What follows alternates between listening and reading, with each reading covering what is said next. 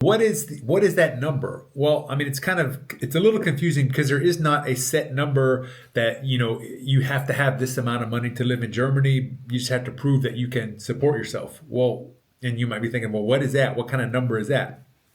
So I would tell you that based on our experience, that the cost of living in Germany is much lower. It's considerably lower than the cost of living in the United States.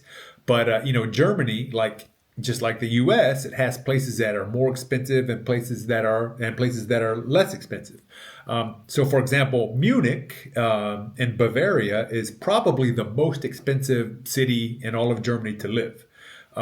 We previously lived in Leipzig, which is a beautiful city, but it has a really low cost of living. So it's really nice. But I'll say this as far as Munich being the most expensive place in Germany, if you want to compare that to the United States, our daughter lives in Seattle, and which is a very expensive city in the United States. And I would share with you that Munich is much cheaper, has a much lower cost of living than Seattle does in the U.S. Just so your reference, so you kind of know how much money you need to live